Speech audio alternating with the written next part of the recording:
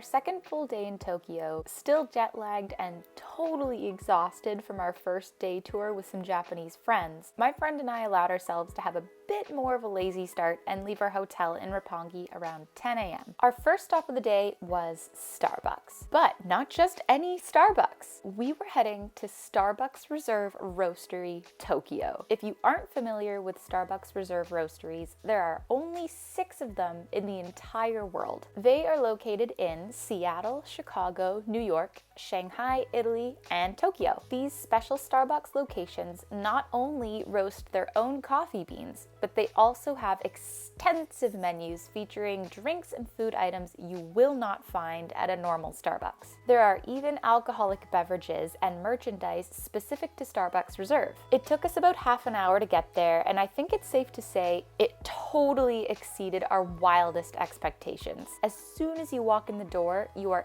enveloped in the most delicious coffee smell, and a greeter hands you a little store directory. In the Tokyo Roastery, you can look all the way up to the very top floor of the building and take in the giant roasting machine spanning the entire space. My friend and I explored every floor before deciding what we wanted to actually buy for breakfast. There was a whole floor dedicated to Tivana, lots of outdoor terraces to take your food outside, and really nice decorative pieces like this Tokyo sign made from different teas that made the location super unique. I settled on a pistachio cream croissant and an iced mocha that had ice cream in it. My friend got a chocolate tart and a custard bun. I don't remember her drink, but what I do recall is that my croissant had bananas in it, which I didn't know because the limited English on the display sign didn't mention it, and I hate bananas. I can't stand the taste, texture, or smell, so when I took a bite of this croissant, it brought tears of fear to my eyes. I had to open it up and pull all of the bananas out, and even then, it still had a lingering banana taste, which made me kind of sad that I wasted my order on something I ultimately couldn't enjoy. The other issue was that my friend and I realized we had to eat fast. We had reservations at noon sharp to go to a place called TeamLab, and it was around 10:40 that we realized it was going to take us an hour to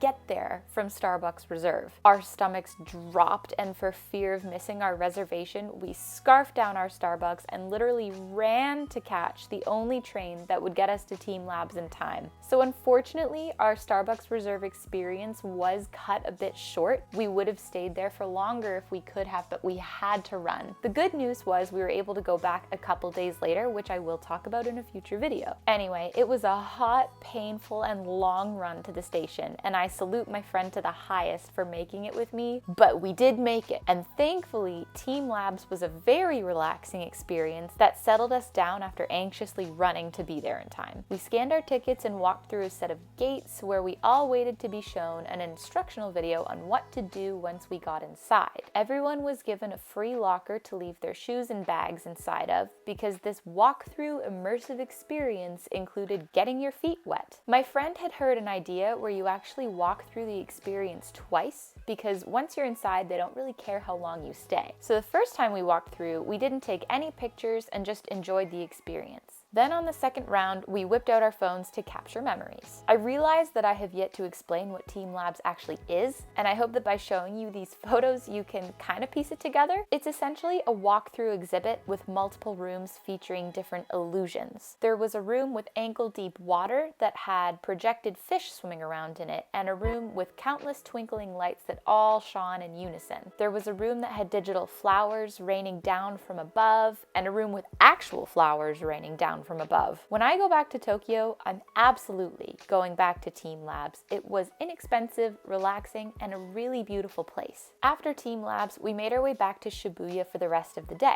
My friend was targeting a store called White Atelier by Converse, where you could design your own Converse prints, much like the Uniqlo t-shirts from our first day. The street that the Converse store was on was actually really cool and had a lot of fun name brand shops that we checked out. Google Maps says it's called Cat Street, if you're wondering. We went to a restaurant nearby called The Great Burger for dinner. I don't know how to communicate this and really get you to understand I truly mean it, because I know I'm gonna say that everything on this trip was amazing, but please believe me when I tell you, this burger was the best burger I have ever had in my entire life. In fact, we had burgers a few times during our trip, and all of them were far superior to any burger I'd ever had in Canada. But the Great Burger was the best of the best. It was smothered with shiitake mushrooms and pine nuts. And the fries even. I just need to go back to that time. The restaurant had funny decor that I was really getting a kick out of. They were trying to look North American, so the cups had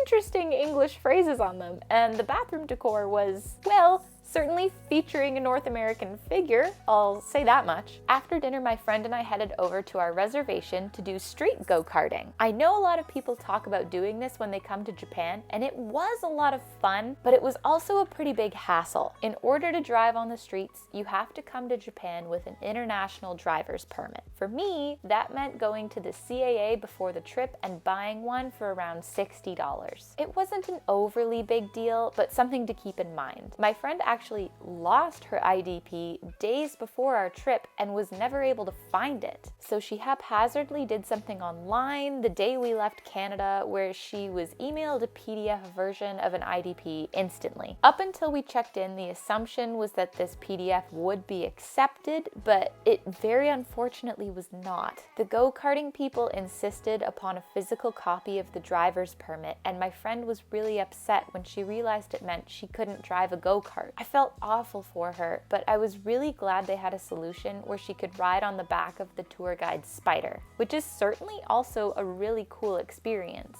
I actually think in the end, she got to enjoy the sights way more than me, because while I had to focus on literally driving a vehicle through Shibuya, she could just sit back and take everything in. I really wish I had been given a pair of clear glasses to wear, because there was a lot of dirt that got kicked up from the streets and got into my eyes as I was driving. It made it hard to see sometimes, which honestly isn't awesome when you're driving, but I did survive. So I've got that going for me. Would I street go-kart again? Probably not. It was pricier and, as I said, a bit of a hassle in the end, but I'm really happy to be able to say I've done it once. And yes, we did get to wear costumes. I chose Winnie the Pooh because I love him, and my friend chose Pikachu. After our go-karting experience was finished around 8:45, we made our way back to the hotel to go to bed. All things considered, I think this was our least busy day in Tokyo. So do with that information what you will, because when we woke up the next morning, we were absolutely jam-packed with stuff to do all day long. So stay tuned for that video coming out soon on day 3, and have a good one.